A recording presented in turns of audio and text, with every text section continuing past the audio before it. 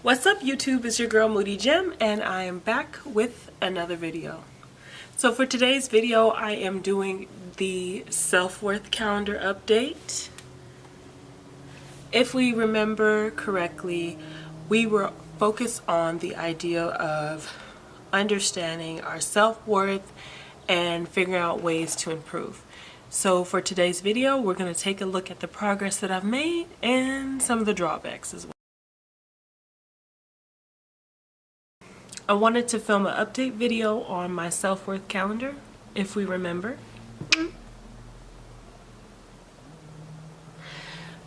The first goal was meaning. Figuring out what I'm supposed to do in my 20s, how I need to make meaning in my life. I know that my career is invested in service, and as someone who wants to become a professor, as someone who wants to become a teacher, professor, I know that a large proponent of that is being able to speak in front of people, help explain things to people, and basically introduce concepts that are meaningful to their lives. So in finding meaning in my own life, I am really interested in this idea of service. Currently, I am completing internships for my degree, which is in reach, thank goodness, and I'm really excited about that. And then, sorry guys, this eyelash is really bothering me. So, second one. The second one is all about intimacy.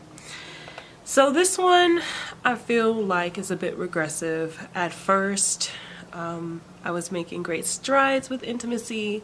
However, there were circumstances that occurred that I felt like trust and my ability to trust was being tested, and I don't know necessarily if I was able to succeed or not with that. One of the situations that I had was how do I say this without saying too much? I was involved in a romantic relationship with a partner who we were not trusting of one another, and there were many instances where I questioned what he was doing, who he's doing it with. So there was kind of like some issues with trust in that relationship, and unfortunately, or maybe not unfortunately, but we decided to end the relationship. Actually, he broke up with me, which was actually a positive thing, because at that point I was getting to the point where I felt like if we didn't break up, then I was going to cheat. Which I just didn't want to be a cheater. As far as intimacy in my friendships and other relationships, I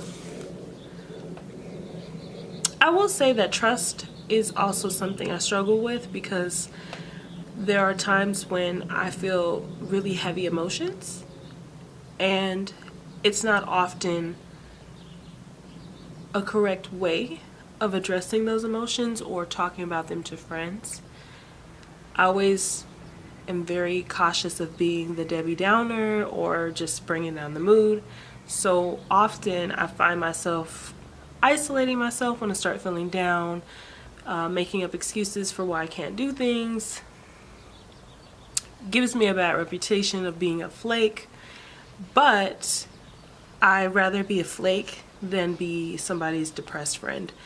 And I think that in being more authentic, being more, living with more integrity, is being able to trust that the friendships that I've formed are strong enough to handle my one day of feeling down, right? I actually confided in a friend, and happily she told me that, hey, I understand, like, you have depression, like, you're not my depressed friend. So it reinforced positively things that I already knew, and got rid of some of those stupid thoughts of everybody hates me, la la la, which depression can really do to you. So intimacy was, I feel like there was some checks and balances with that. So in the one hand, the end of that relationship, which is a positive thing because trust wasn't there.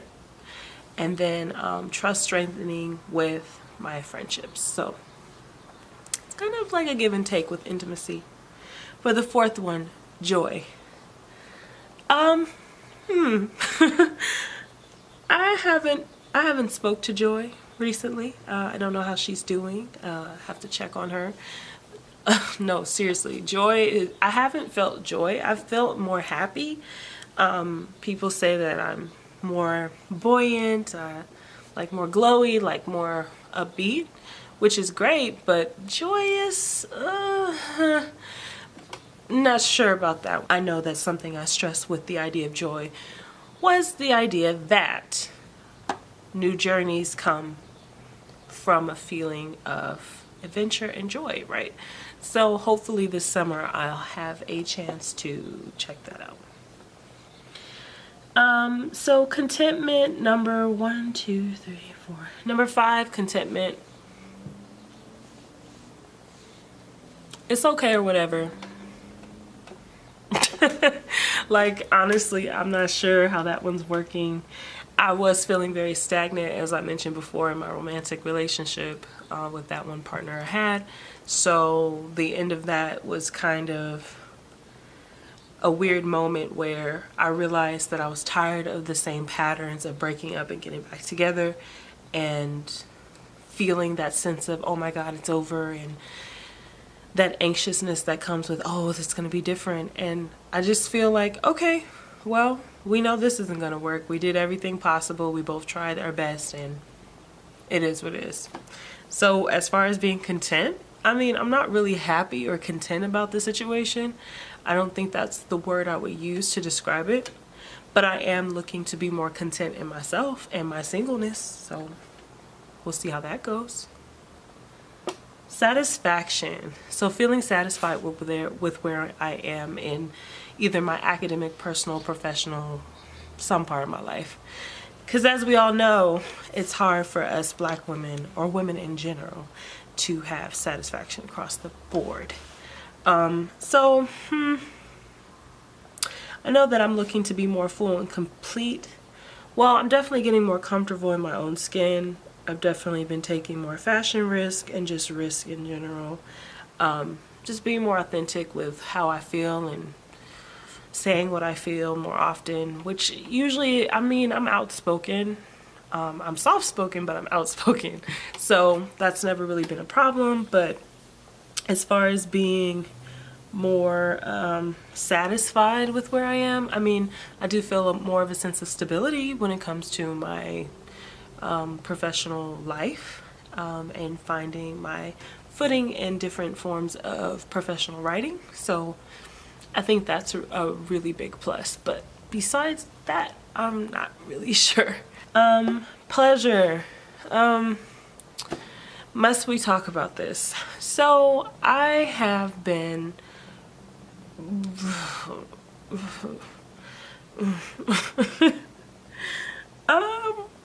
it's all right, I guess. I don't know.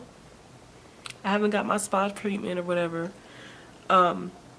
Well, there is something kind of weirdly connected. So in some ways, you know, I try to feel good with the things around me, the things that I do, and the things that I have, and all of that. And I realize that often I am substituting things to kind of make up for a lack of satisfaction or happiness or whatever. So like, for instance, binge eating. Like, it's totally just where you sit down and you're eating to the point of, like, you're emotionally eating, right? So I realize that I'm doing that. And so with doing that, I know now that, I mean, it's a thing, you know? And then, I don't know what that has to do with pleasure. I mean, I don't have anhedonia This is getting really weird. I'm just gonna go to the safety. safety in my body, safety in my mind, spirit, soul, whatever. I realized that the weight that I put on is out of a need to feel safe. It's an odd thing. Of course, I mean, it's also because I'm eating like crazy. With safety and the weight, oddly enough, the street harassment-y stuff has been less, but also I'm not on the street as much. I used to have to take public transportation between work and school, and ever since I got my car, my anxiety has really went way down, just because I'm not exposed to a lot of like public street harassment-y environments, because I'm either at my job or I'm in transit in my car, which is oddly positive, to be removed from that. I mean, it's not odd, but it is positive to not experience that as much. However, I still happen to put on this weight, and I think this weight has to do with control. So my therapist and I were kind of discussing this idea of safety and how does one start to feel safe in their body and their environment, and when is safety tested, and how you can cope with safety, like the idea of not feeling safe. And one of the most interesting things she said is that for those who try to control situations around them, be it their body, be it their physical space, be it other people's reactions, emotions, that signals a sort of trauma that that person has experienced, and that trauma of not being secure causes them to try to control everything else. And that's kind of what I do. I try to control everything. And when you're trying to control so many things, including responses from other people, of which of course you can't, you will ultimately feel overwhelmed, sad, just like anxious, all of these different emotions, because you're not balancing your focus on what you can control and what you can't. I think my overeating was a manifestation of me feeling unsafe with losing control of certain circumstances in my life, and with those changes came the need to cope with that, if that makes sense. So in speaking about safety, I feel like I really made very huge leaps and bounds in understanding why safety is such a thing that I want to hold on to and feel like it's out of grasp.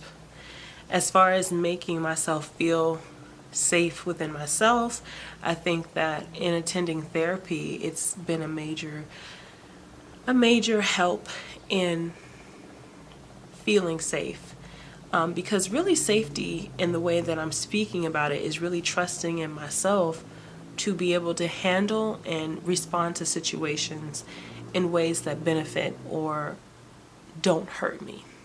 So the more chances I give myself to prove to myself that I will be okay, the better I'll be. So safety, I feel like I've had some major breakthroughs with that. Well, this is the mid-May? No, kind of second week of May, right? So we're still well into the first quarter. 1, 2, 3, 4, 5, 6. Yeah, we're about to be to the second quarter of the year.